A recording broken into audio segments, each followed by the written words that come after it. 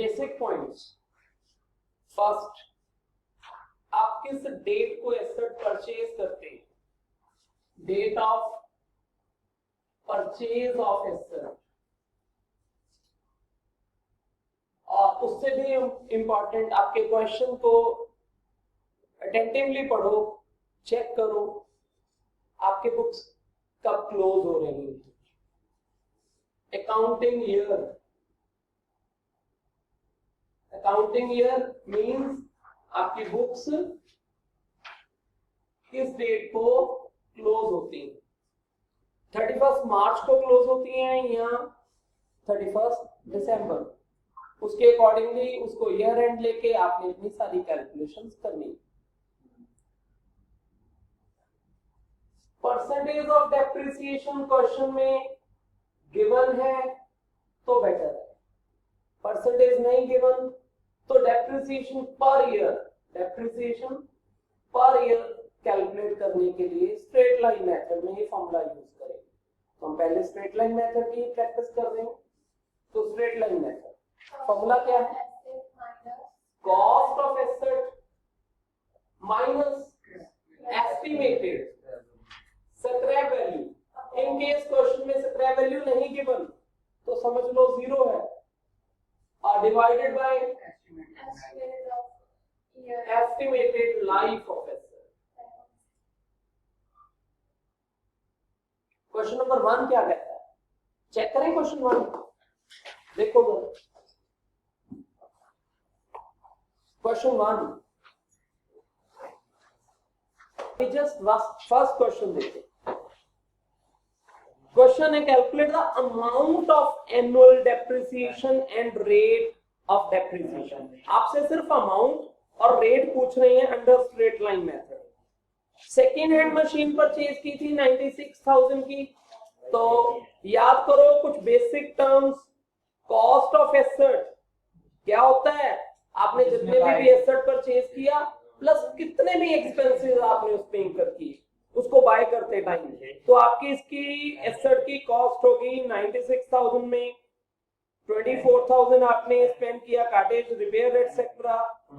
तो मुझे लग रहा है ये 1,20,000 का एसेट है, 1,20,000 का एसेट है।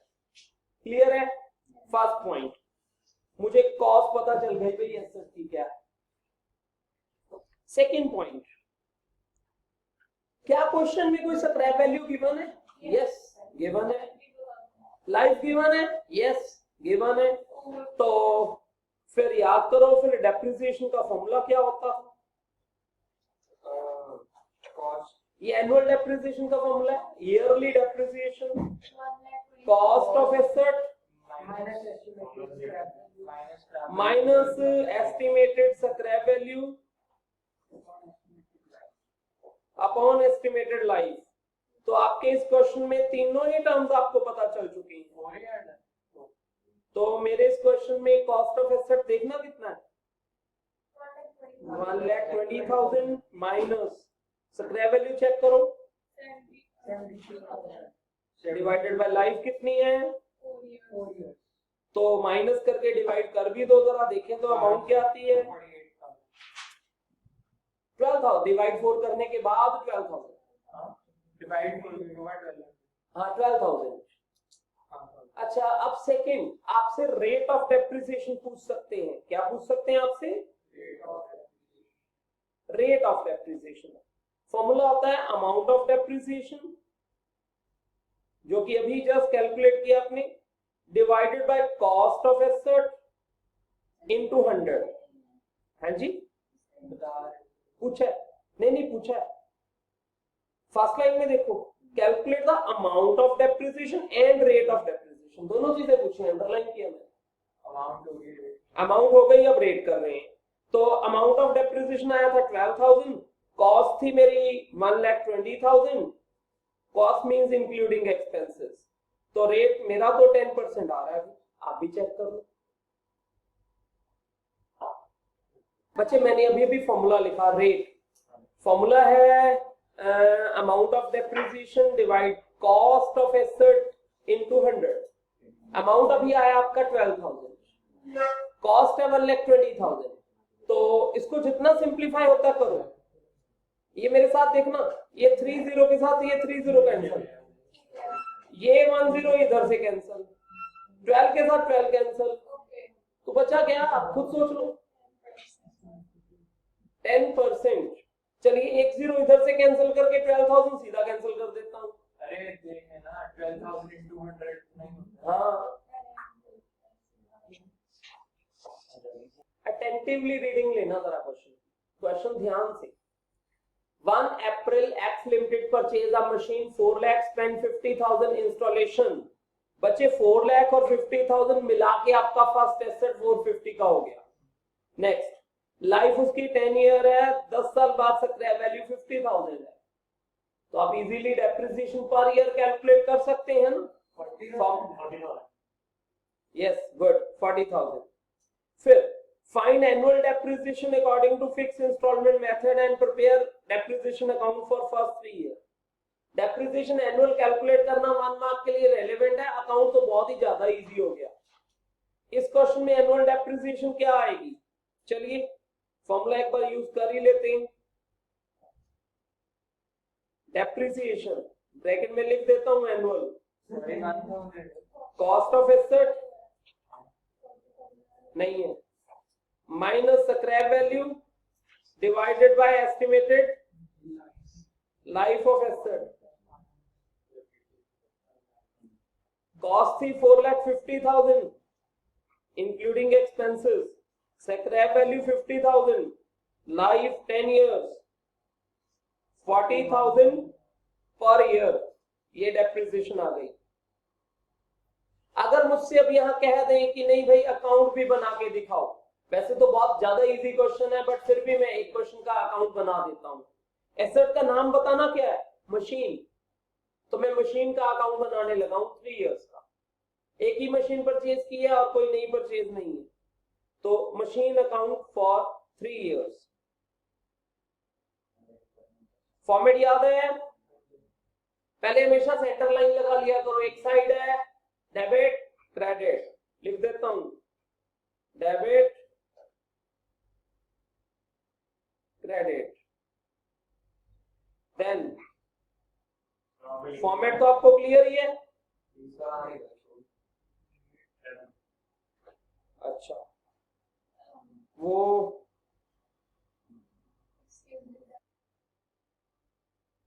देखो सेकंड क्वेश्चन एक इजीएस्ट क्वेश्चन था।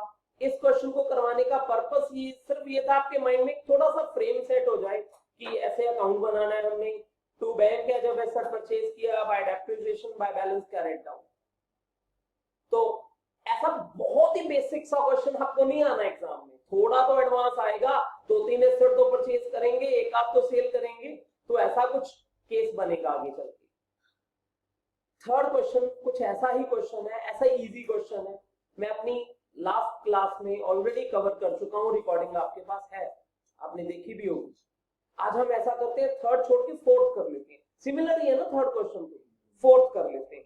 तो फोर्थ क्वेश्चन देखो जरा, इस किसी क्वेश्चन में ये गिवन है कि हमने सेकेंड हैंड परचेज की मशीन, बच्चे सेकेंड हैंड है, चाहे आपके लिए तो न्यू ही है, आपके लिए तो न्यू ही है, और अगर सेकेंड हैंड परचेज करते हो उस पे इमीडिएट कोई रिपेयर या अदर एक्सपेंस करते हो तो वो भी आपकी मशीन में ऐड हो जाएंगे, तो आपके लिए वो सब ऐड करके टोटल एसेट बनेगा, आप उतने से रिकॉर्ड करेंगे। इस क्वेश्चन के भी कुछ इंपॉर्टेंट टर्म्स एस्पेक्ट्स देखने हैं क्या।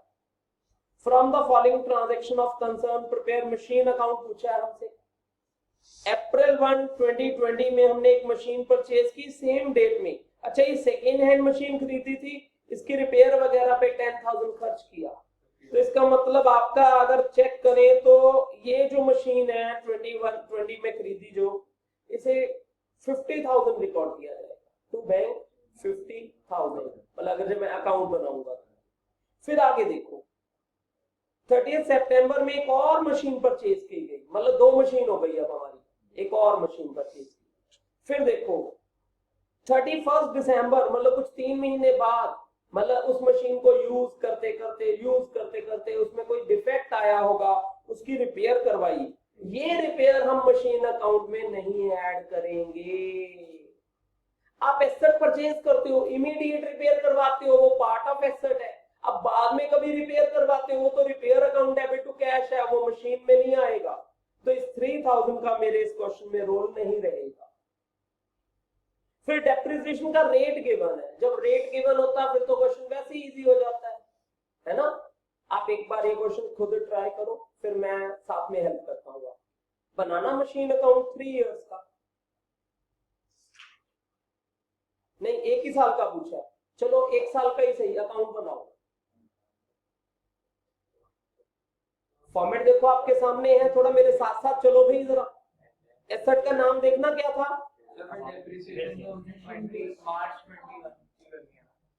तो जो सेकंड एसेट है उस पे सिर्फ हाफ ईयर की डेप्रिसिएशन लगेगी, जो फर्स्ट एसेट है उस पे फुल ईयर की डेप्रिसिएशन लगेगी। हाँ 6/12 ईयर में 12 मंथ्स होते हैं, 6/12।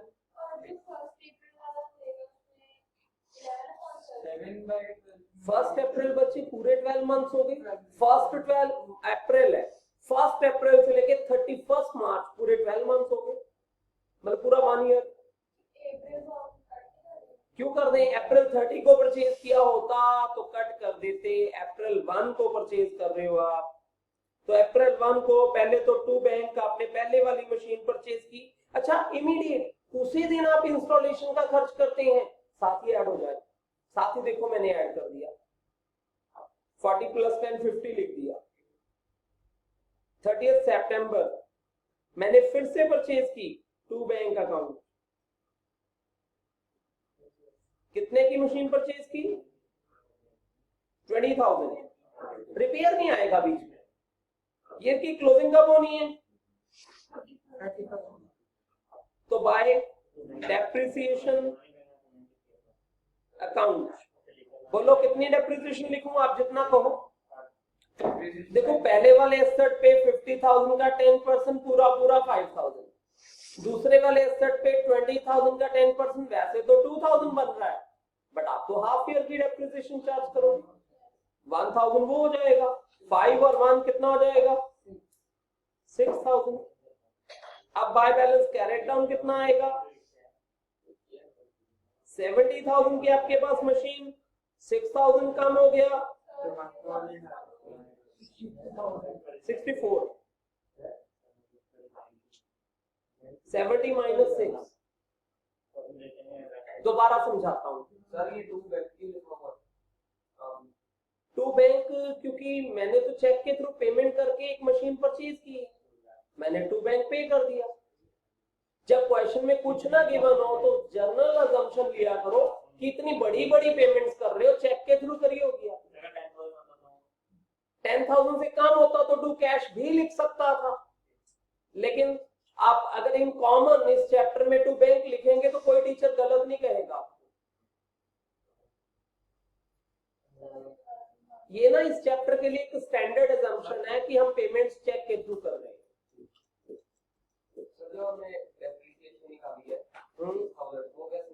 हाँ वो मैं ना यहाँ ऊपर साइड पे करके दिखाता हूँ। मेरा पहला एसेट था 50,000, उस पे 10% डेप्रिसिएशन कितनी बनी, सोच के बताओ। क्यों, अप्रैल में परचेज कर लिया, फुल ईयर यूज किया, डेप्रिसिएशन नहीं लगाओगे क्या। अब दूसरे वाला एसेट 20,000 का परचेज किया, दूसरे वाला एसेट उस पे भी 10%, बट वो तो परचेज ही सितंबर में किया था, 6 मंथ्स निकल चुके थे, तो 6 मंथ्स मतलब हाफ हो गया, तो वो हो गया 1,000। 5,000 एंड 1,000 मिला के सोच लो कितना होता है।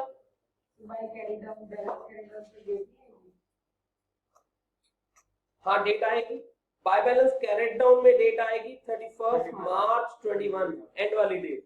अगर सेम डेट हो ना तो कॉमा कॉमा डाल के भी चल जाता है कि हाँ सेम डेट है। अब मैं बाय चांस इस क्वेश्चन में आपसे सेकेंड ईयर का अकाउंट भी पूछ लेता, चलिए हेल्प करना मेरी जरा। मेरे सेकेंड ईयर में टू बैलेंस ब्रॉट डाउन कितना आएगा, सोच के बताओ। 64,000।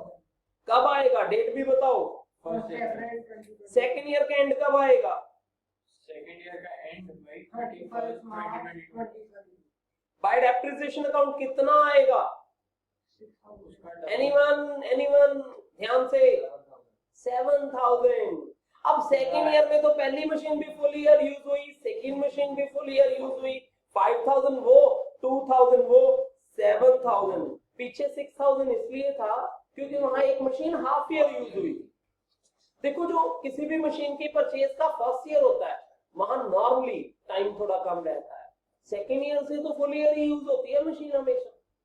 और बैलेंस कैरी टर्म कितना आ जाएगा?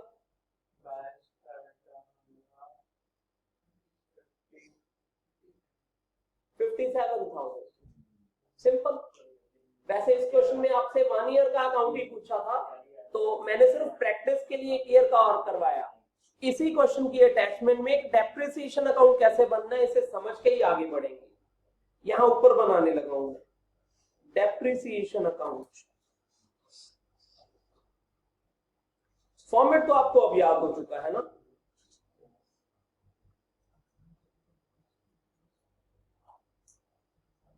कोई कंफ्यूजन तो नहीं जो मैंने फॉर्मेट बनाया?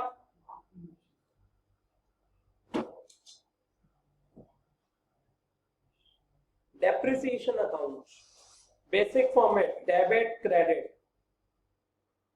तो जब हम एसेट अकाउंट बनाते हैं हम उसमें लिखते हैं बाय डेप्रिसिएशन, तो डेप्रिसिएशन अकाउंट में लिखेंगे टू एसेट का नाम, और मेरे इस एसेट का नाम क्या है? मशीन। डेप्रिसिएशन फर्स्ट ईयर में हमने कितनी लिखी थी वहीं से अमाउंट देख के यहां लिख दो, टू मशीन 6000। कब? डेट क्या थी? 31 मार्च 2021। बाय उसी डेट में 31 March 21 by P&L account same amount 6000 finish. बस बन गया डेप्रिसिएशन अकाउंट। जैसे मैंने प्रॉफिट एंड ईयर एंड पे हम अपना खर्चा ट्रांसफर कर देते हैं प्रॉफिट लॉस अकाउंट में एज एक्सपेंस लिख देते हैं। तुम बताना क्रिश, सेकेंड ईयर में ये 2 क्रिश है भाई, ये भी क्रिश है वो भी क्रिश है, तो हाँ तुम पीछे। ये सेकेंड ईयर में अगर डेप्रिसिएशन अकाउंट बनाना है वहां देखना तुम क्या लिखवाओगे मुझे, टू मशीन अकाउंट क्या लिखवाओगे? नहीं, इसमें कैरेट डाउन ड्रॉप डाउन नहीं होता, बस ऐसे ही है। तो बैलेंस है क्या? 6000 उधर था, 6 उधर था, तो कैरेट डाउन कहां है? तो सेकेंड ईयर में यहां देख भाई, सेकेंड ईयर में डेप्रिसिएशन कितनी थी? तो to machine 7000 bye P&L 7000 finish. कुछ समझ लगा? कोई बात नहीं, मान लिया मैंने। नेक्स्ट क्वेश्चन में अब तुम करके दिखाओगे तो तब प्रूफ भी हो जाएगा।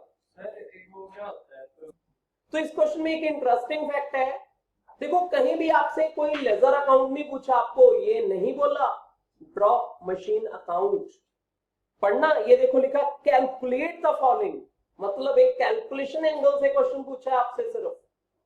मतलब आप मैथमेटिक कैलकुलेशन करेंगे, वर्किंग नोट टाइप बनाएंगे, बस जो जो पूछा है वो आंसर आ जाएंगे आपके। 3 पॉइंट्स अलग अलग पूछ रहे हैं। First point, depreciation expense for the year ending 31 मार्च 2015, जो कि हमारे इस एसेट का फर्स्ट ईयर है, क्योंकि हमने अप्रैल 14 में परचेज किया था, तो मार्च 15 को पूरा पूरा 1 साल हो जाएगा इसको। तो कहता उस ईयर में इसकी डेप्रिसिएशन का एक्सपेंस कितना होगा। एनुअल डेप्रिसिएशन का फॉर्मूला यूज करना पड़ेगा हमें। एनुअल डेप्रिसिएशन फर्स्ट पॉइंट, तो फॉर्मूला आप सबको पता ही है, cost of asset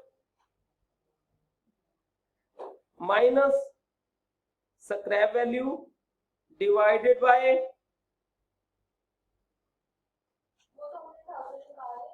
estimated life of, मैं रिटर्न करने लग गया ना, तो आपका कॉस्ट है 10,500 माइनस स्क्रैप वैल्यू है 500 डिवाइडेड बाय लाइफ है 10 ईयर, तो आपकी पर ईयर डेप्रिसिएशन आ गई ₹1000। फर्स्ट पार्ट का आंसर आ गया। सेकंड पार्ट, आपसे पूछा net book value of asset on 31 मार्च 19। अब काउंट करना पड़ेगा। अगर मैं एसेट 14 में परचेज करता हूं तो 15, 16, 17, 18, 19 तक मुझे तो काउंट होके नजर आया 5 ईयर कंप्लीट हो चुके हैं। तो डेप्रिसिएशन फॉर 5 ईयर्स क्योंकि ये स्ट्रेट लाइन मेथड है, पर ईयर डेप्रिसिएशन सेम रहती है, तो बस सीधा सीधा 1000 इंटू 5 हो जाएगा, 5 ईयर हो जाएगा 5000। अब आप एसेट परचेज करते हो 10,500 का, 5000 डेप्रिसिएशन लग चुकी है, तो net book value after 5 year यहां ऑन 31 मार्च